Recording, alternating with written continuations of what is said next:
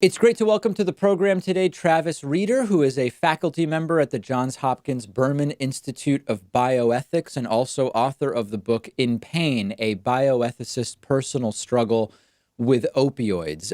Travis, so great to talk to you today.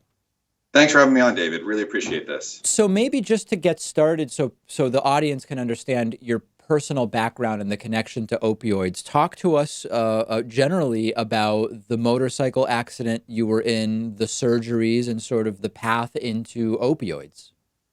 Yeah, it was not a great year. 2015, I went out for a motorcycle ride on Memorial Day weekend, and I didn't make it 3 blocks from home before a van before a van T-boned me and crushed my foot between the bumper and the motorcycle. So the injury that resulted was really severe. I was in what's called a limb salvage situation. So that meant that my foot was at threat of amputation. And the severity of that sort of injury means that I had a lot of surgeries to look forward to. I was going to be hospitalized for weeks or months. And so the result of that is that I was on a lot of pain medication for quite a long time. And thanks to the tolerance that opioids build up, I was on escalating doses of pain medication for about 2 months total. And before that in your life, had you been on opiate painkillers?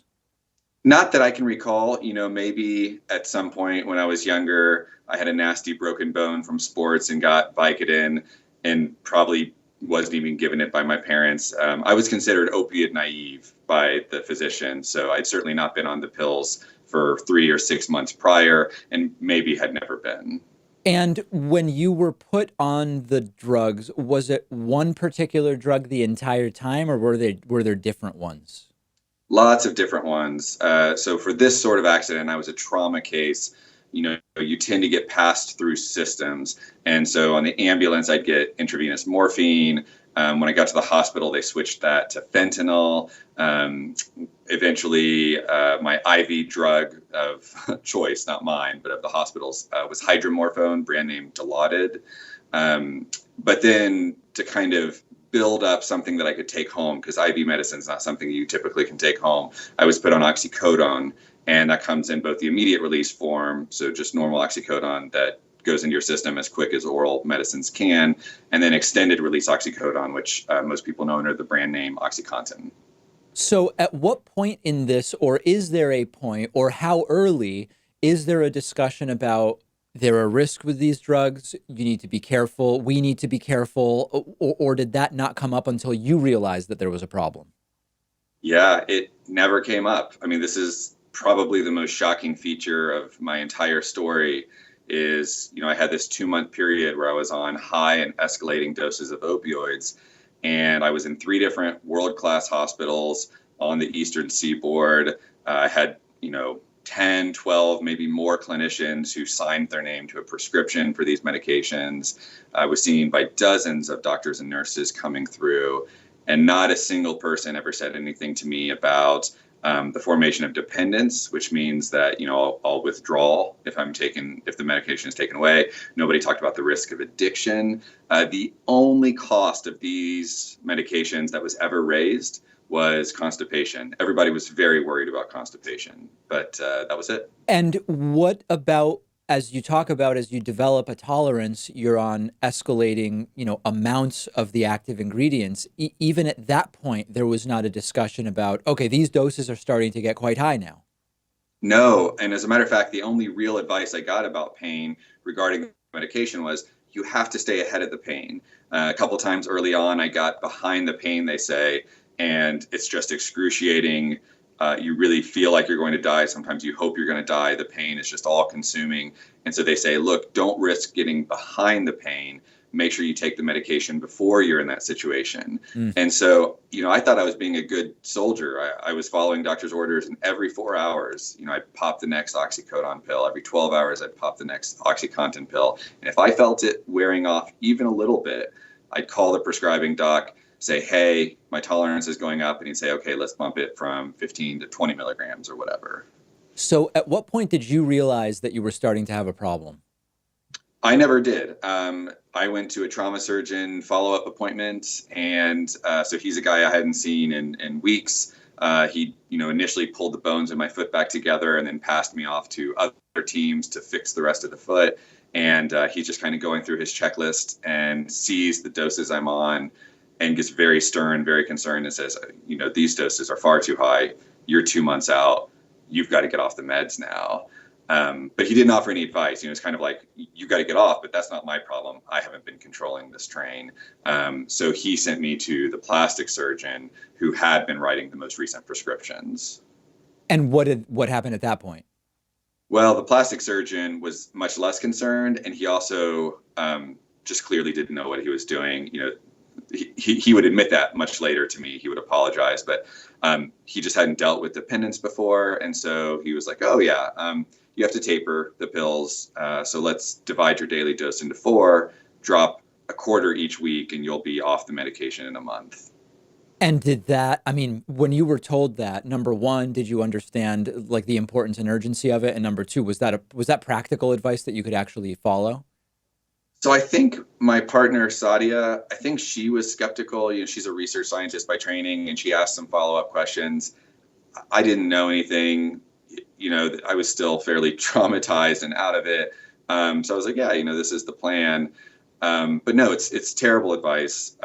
So what I would find out much, much later, turns out more than a year later in my own research, is that you practically never should start tapering a dependent patient at faster than a 10% dose reduction per week. And then some patients will be able to go faster if they haven't been on for very long. And some patients will need to go much, much slower because the withdrawal will be so severe. And in my case, the withdrawal was very severe. And so as soon as I dropped that first dose, these medications have a really short half-life. So on the first day that you drop a significant dose, if you're dependent, you'll feel withdrawal, and it's excruciating. Was there a point at which you did not need the doses you were on for the amount of pain you were experiencing, but started to recognize that there were other reasons why you were inclined to take the medication? That's a really good and really hard question. It kind of requires me to be a mind reader of my distant past self. Yeah. I kind of feel like the answer must be yes. I was so concerned to stay ahead of the pain, and I was scared of what I had experienced in the past. And so I did a lot of clock watching, and I did a lot of, early medicating. I was not chasing euphoria. That was not something that happened to me, at least not yet. And so I don't think I was, kind of as far down the path towards addictive behavior as you can certainly get. But I was almost certainly medicating more than I should have and more than I needed to. And so what I knew only much, much later, and what I know now, is that very few people should be on that high a dose for that long, because the opioids are going to cause profound dependence. That's just the way they work. And they tend to not work very well as analgesics, as pain medication in the long term. And so likely what I should have done is, starting in the first couple of weeks out of the hospital, I should have been as aggressively as possible titrating down the dose and putting up with the most pain possible. And I was just in no place to do that. And no one told me that. So how bad, like, what would you say was the peak of the problem ultimately in terms of dependence? And then what did actually ultimately work to start reducing the doses properly? Yeah. So the sick joke of opioid tapering is that it gets worse the farther along you get, because if you're dropping by a set reduction each week or each 2 weeks, then the more you drop, the higher percentage dose reduction that is. So yes. It's kind of complicated, right? But first week it was only a quarter, the second week it was a third, the third week it was half, and then the fourth week you drop all the rest, right? And so the severity of withdrawal is relative to that percentage dose reduction. And so every week got worse. And it was in the fourth week that, I hadn't slept well in weeks, and I hadn't slept at all in days, because withdrawal is the opposite of the drug's effects. And so opioids sedate you. Withdrawal keeps you kind of jittery and hyper alert. And I felt like I had a kind of fire inside me. And I was incredibly depressed, because the opposite of euphoria, which you get with opioids, is dysphoria. And I cried all the time, and I thought I was profoundly broken. And in that fourth week, I was convinced from the inside that I was going to die from withdrawal. And you could not have convinced me otherwise. I thought that I had special access to just how broken I was. And I was pretty sure I wasn't going to survive it. And once you got to and past that fourth week, what happened? Well, so basically, the second part of your earlier question was what worked, and nothing worked. I was incredibly fortunate that I had a really strong support system, namely my partner, Sadia. I had a 1.5-year-old daughter at home, CNEM.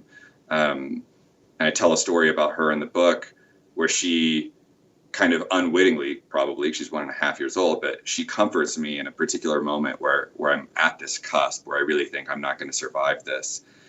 And what haunts me for the months after I finally make it out of this is I'm quite sure that I would not have made it out if I hadn't so desperately wanted to be a good husband again, to be a good father, to get this life back, right?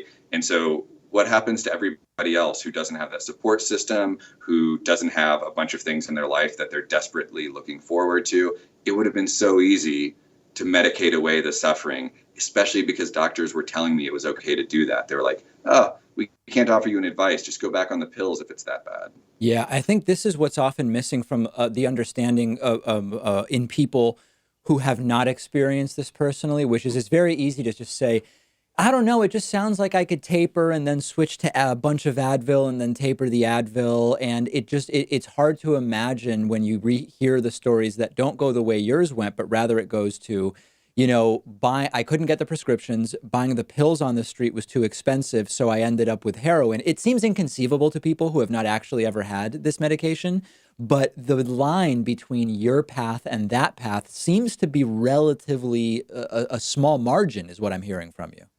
It's razor thin. You're so right. Like, that's the central insight here. And whenever anybody says to me, you were so strong, congratulations, I'm like, I wasn't strong. I was a complete coward. I thought I was going to die at every moment. I was dragged across the finish line by my family. And by the way, at the end of that story, I did give up. I refilled a prescription because I couldn't take it anymore. And just by luck, that was the night I fell asleep without taking any more pills. And that sleep kind of pulled me back together enough that I thought I can finish detoxing. But I was ready to go back. And what I had said to Sadia is, if I go back on the meds, I will never come off them because I will never be able to do this to myself again. And we both knew that. We knew that that was my commitment and that was my belief. And we decided to go back on them anyway. So yeah, like, it sounds crazy. I'm a faculty member at Johns Hopkins. I have all of this kind of access and privilege that not everybody has. And I can tell you right now, if I had gone back on the pills, which I was so close to doing, and then I'd been cut off, I would have been willing to buy them on the street to avoid that. It's that's an incredible thing that I think a lot of people just don't understand until they're in it, and that's why this is so pernicious. And I don't know if you think it's gotten. This was 2015. I don't know how much you know about whether protocols have improved since then, but this clearly is still a major problem. It's a huge problem. I work with a lot of hospitals and healthcare systems now, and I speak at conferences and advise organizations. And what I can say is that the best ones are at least asking for this help. And part of why I wrote the book, I want everyone to read it. I'm thrilled that you read it. I'd be thrilled if everybody who thinks they might be a pain patient someday, which is all of us, right, reads it. But one of my great ambitions is I hope every doctor feels like they need to know this, right? And I don't think it's gotten there yet. I know the institutions, the really good ones that have resources that are putting them towards this problem. But I don't think most places have figured this out yet. And there's still this deeply fractured system where clinicians are totally comfortable writing a prescription that they do not have the knowledge or willingness to then see through. They don't know how to taper patients off of it. They don't know how to manage it long term. And that's the problem. Yeah, it's stunning that that's the situation. The book is fascinating. It's called In Pain, a bioethicist personal struggle with opioids. We've been speaking with the book's author, Travis Rieder. Travis, really appreciate your time today. Absolutely. Thanks for having me on, David.